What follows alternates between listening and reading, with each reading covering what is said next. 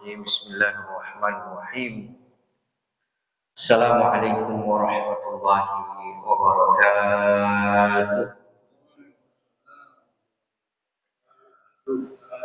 Alhamdulillah, alhamdulillahi rabbil alamin. Wassalatu wassalamu ala sayyidil mursalin sayyidina wa maulana Muhammadin wa ala alihi wa ashabihi ajmain. Subhanaka la ilma lana illa ma 'allamtana innaka antal alimul hakim. Allahumma 'allimna ma yanfa'una wa anfa'na bima 'allamtana innaka antal alimul hakim. Bapak Ibu hadirin hadirat jamaah salat zuhur yang dimuliakan Allah Subhanahu wa taala. Bersyukur kita kepada Allah dan mengucapkan alhamdulillahirabbil alamin. Karena dengannya panjang kita bisa berada di tempat yang baik, di tempat yang dicintai dan dimuliakan Allah Subhanahu wa taala. Salawat dan salam kita sampaikan kepada baginda Rasulullah sallallahu alaihi wasallam dan kita mengucapkan Allahumma shalli ala sayyidina Muhammad wa ala ali sayyidina Muhammad. Assalamu alayka ya Rasulullah.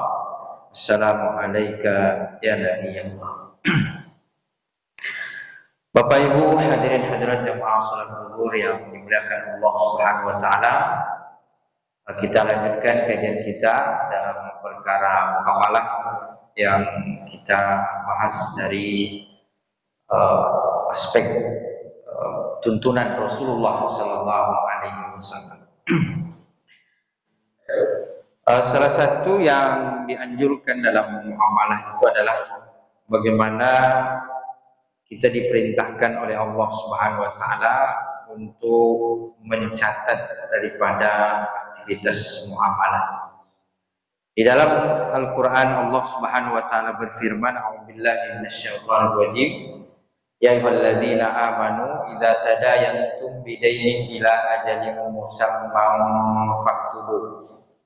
Wahai orang-orang beriman, kalau melakukan transaksi, melakukan muamalah yang sifatnya itu bertempo, maka kata Allah faktubu, maka tulislah. Maka kata para ulama, dalam transaksi muamalah ini disunnahkan untuk menulis, terutama pada hal-hal yang sifatnya itu adalah bertempo, berjangka. Kenapa? Karena dengan menulis ini sebagai bukti dia, menjadi bukti terkait dengan aktivitas kita, terutama ketika dibutuhkan di masa yang akan datang. Dalam akad wakaf, hibah, jual beli, utang piutang, maka ini disunnahkan untuk ditulis. Kenapa? Karena dalam muamalah ini terkadang yang dibutuhkan itu adalah buktinya. Nah, dengan menulis itu sebagai salah satu bukti. Maka oleh karena itu kata para ulama disunnahkan, terutama yang sifatnya adalah muamalah yang dianggap besar. Memang kalau yang kecil-kecil mungkin tidak perlu ditulis. Beli sayur, beli air, beli bawang, ini mungkin tidak perlu ditulis. Tapi hari ini ada juga itu sudah lengkap tulisannya. Jadi intinya menulis itu adalah bagian daripada pembuktian. Maka oleh karena itu dalam banyak hal itu yang diminta dalam pembuktian ketika terjadi perselisihan atau sengketa, diantaranya adalah tulisan. Jadi dokumentasinya memang itu disunnahkan. Jadi salah satu yang diperintahkan Allah itu adalah menulis perkara muamalah. Maka kita melihat misalnya Rasulullah sallallahu alaihi wasallam itu ketika beliau hijrah ke Madinah, karena Rasulullah itu terkenal sebagai Al-Amin, orang yang terpercaya. Sehingga banyak orang-orang yang menitipkan harta kepada beliau. Banyak dititipkan harta. Orang Arab dahulu ketika mereka mau bepergian, maka harta-harta mereka yang bernilai mereka titipkan ke tetangga, ke orang sekampung. Jadi biasa. Nah, Nabi Shallallahu Alaihi Wasallam itu menjadi tempat orang menitip. Di banyak titipan yang diterima oleh Rasulullah Shallallahu Alaihi Wasallam. Nah, ketika beliau ingin hijrah ke Madinah, maka Nabi Shallallahu Alaihi Wasallam dengan detail menjelaskan bahwa siapa saja pemilik daripada barang titipan itu sebagai amanah. Nah, maka harus bisa mengembalikan hak-hak orang dengan baik. Karena tujuan muamalah itu adalah bagaimana memberikan hak-hak orang dengan baik. Maka oleh karena itu Rasulullah SAW ketika beliau hijrah ke Madinah, maka ada saudaranya yang tidak langsung hijrah, yaitu Ali bin Abi Thalib radhiyallahu anhu. Ini tidak langsung hijrah. Kenapa? Karena Rasulullah tugaskan beliau untuk mengembalikan amanah-amanah terlebih dahulu. Jadi Ali bin Abi Thalib selain daripada mengganti Nabi tidur di tempat tidur beliau, selain daripada itu beliau juga diminta oleh Rasulullah SAW untuk mengembalikan barang-barang titipan. Nah, maka itu terdokumentasi dengan baik oleh Rasulullah SAW. Nah, bahkan juga salah satu yang dianjurkan itu adalah ketika melakukan transaksi yang sifatnya ada hubungannya ke depan, hutang piutang, ini kan berkaitan dengan masa akan datang. Maka ini sangat disunahkan untuk ditulis.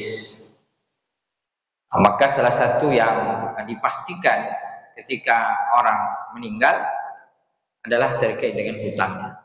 Dalam sebuah hadis Nabi Sallallahu Alaihi Wasallam ketika didatangkan beliau utiya bi janazatin, Nabi Sallallahu Alaihi Wasallam pernah didatangkan jenazah untuk disolatkan, liyusalliya 'alaiha faqala, maka kata Nabi Sallallahu Alaihi Wasallam, apakah dia punya hutang? Kata sahabat, iya, dia punya hutang. Apakah hutangnya lebih besar daripada hartanya? Kata sahabat, hartanya lebih banyak daripada hutangnya. Maka kemudian Nabi Shallallahu Alaihi Wasallam menyolatkannya. Lalu kemudian datang lagi jenazah. Nabi tanya lagi, apakah dia punya hutang? Kata sahabat, punya ya Rasulullah. Apakah hutangnya lebih banyak daripada hartanya? Kata sahabat, hutangnya lebih banyak daripada hartanya. Jadi hutangnya lebih banyak daripada harta yang dia punya. Maka kata Nabi ketika itu, sallu ala sahibikum. Kata Nabi kepada sahabat yang ada, salatlah untuk sahabat kalian. Jadi Nabi tidak mau mensolati.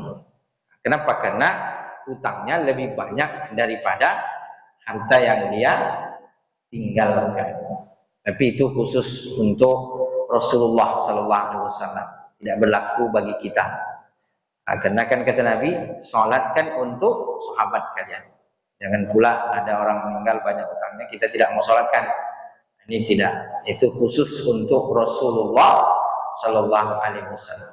Hanya saja ketika itu kemudian ada sahabat yang mengatakan, dainuhu alayya ya Rasulullah. Jadi ketika Nabi mengatakan salatkan untuk sahabat kalian, artinya Nabi tidak mau mensalatkan. Lalu kemudian tiba-tiba ada sahabat yang datang kepada Nabi dan beliau mengatakan bahwa dainuhu alayya ya Rasulullah, hutangnya biarlah saya yang menanggung ya Rasulullah, nanti saya bayarkan. Jadi boleh. Jadi kalau ada orang yang mau menanggung hutang, mau membayarkan, maka itu dibolehkan. Tapi dengan syarat nanti dibayarkan. Jadi datang sahabat dan beliau mengatakan, dainuhu alayya ya Rasulullah, hutangnya tanggungan saya ya Rasulullah, nanti saya yang membayar ya Rasulullah. Nah, kemudian setelah itu disolatkan oleh Rasulullah Sallallahu Alaihi Wasallam. Nah, makanya mungkin itulah sebabnya di kita sebelum jenazah disolatkan, Maka ditanya dulu tentang hutangnya. Kalau ada yang terkait dengan hutang silahkan dituntut kepada ahli warisnya. Nah, itu juga sunnah Rasulullah SAW. Nah, maka oleh karena itu dari sini kita bisa melihat bahwa Nabi memastikan. Nah, maka di situ perlu dicatat. Karena kadang-kadang lupa kita transaksi yang lama-lama, kadang-kadang kita lupa. Apalagi hutang piutang. Oleh karena itu Nabi memastikan dulu. Nah, itu menunjukkan bahwa perlu dicatat. Dan memang untuk masalah hutang piutang ini kan termasuk yang berat. Nah, kata Nabi sallallahu alaihi wasallam, al-mayyitu marhunun bidainihi, bahwa si mayat itu tergantung atau dia tergadai dengan hutangnya. Nah, maka salah satu muamalah yang baik dalam Islam itu adalah berusaha untuk menyelesaikan hutang piutang dengan baik. Tapi hari ini agak aneh ketika banyak person atau oknum-oknum yang mana dia berhutang tapi tidak berniat baik untuk membayar. Itu justru aneh. Karena hukum mestinya umat Islam itu amanah dia. Jadi mestinya dia takut tuh. Kata Nabi SAW, man akhadha mala akhihi, siapa yang punya hutang dan dia tidak berniat baik untuk membayar, maka kataballahu lahu sariqan. Siapa yang berhutang, kata Nabi SAW, tidak berniat baik untuk membayar, maka dia sudah dicatat oleh Allah sebagai pencuri. Nah, jadi Islam ini dalam muamalah sangat mewanti-wanti, mengancam orang yang melalaikan untuk membayar hutang. Jadi berbahaya, konsekuensinya sangat berat. Kalau tidak selesai di dunia, maka ini salah satu item yang menjadi sebab penyebab di antara orang yang bisa menjadikan seseorang menjadi bangkrut di akhirat. Bangkrut pahalanya. Kenapa? Karena dia punya hutang di dunia yang belum diselesaikan. Nah, maka kalau tidak dicatat dan lupa, berarti itu salah satu kelalaian. Maka disinilah pentingnya dicatat tadi. Perintah Allah mengatakan faktubu, tulis. Nah, memang biasanya kata para ulama usul fikih, al-amru yufidu wal wujub. Perintah berarti wajib. Hanya saja di sini kata para ulama menulis hutang piutang tidak wajib, sunnah saja. Kenapa? Karena setelahnya itu ada ayat yang mengatakan bahwa fa in amina ba'dukum ba'dhan falyu'addil ladzi tumina amanatah. Kalau kalian saling percaya satu sama lain, dua orang yang bertransaksi saling percaya, falyu'addil ladzi tumina amanatah, maka kepercayaan itu tunaikan dengan baik. Artinya kalau sudah saling percaya maka tidak perlu ditulis. Cukup amanah kepercayaan itu yang ditunaikan. Cuman kadang-kadang awalnya percaya, cuman karena urusan piti itu hilang percayaan. Nah, maka tetap juga perlu ditulis. Banyak perkara yang dulu ketika orang tuanya masih hidup dihibahkan, setelah meninggal tidak diakui hibahnya misalnya. Tidak ada buktinya. Maka hibah itu sudah berlaku dengan akad. Saya berikan, saya terima. Tapi kalau kemudian itu tidak ada yang bersaksi, kemudian tidak ada yang tidak ada bukti secara tulisan, tidak ada yang bersaksi, maka itu susah ditetapkan oleh pengadilan. Nah, jadi banyak sengketa-sengketa itu disebabkan karena buktinya tidak ada. Nah, maka salah satu yang perlu diperhatikan dalam muamalah itu adalah terkait dengan bukti, pencatatan. Kalau ada orang berhibah, dibuatkan buktinya. Kalau ada yang berwakaf misalnya, dibuatkan buktinya dengan jelas. Terutama wakaf masjid, tanah masjid. Akan ada tuh di posting di Facebook, masjid ini dijual. Loh, kok bisa masjid dijual? Ya, karena setelah yang berwakaf tanah ini meninggal, anaknya minta tanahnya kembali. Jadi tidak diakui itu sebagai hibah. Maka ingin diminta kembali. Akhirnya apa yang terjadi? Masjidnya mau dijual. Jadi disinilah pentingnya pencatatan fasad. Maka Allah Subhanahu wa taala mengingatkan bahwa kalau melakukan muamalah, melakukan transaksi, terutama yang mana transaksi itu berkaitan di masa yang akan datang. Ada wasiat, ada hibah, ada hutang piutang, maka itu sebaiknya ditulis, dicatat. Maka kata para ulama, itu salah satu yang disunnahkan di dalam muamalah. Tujuannya untuk apa? Untuk menetapkan hak dengan baik, agar tidak ada hak yang terlalaikan. Yang kedua, tujuannya adalah untuk menghilangkan segala macam bentuk perselisihan, segala macam bentuk persengketaan.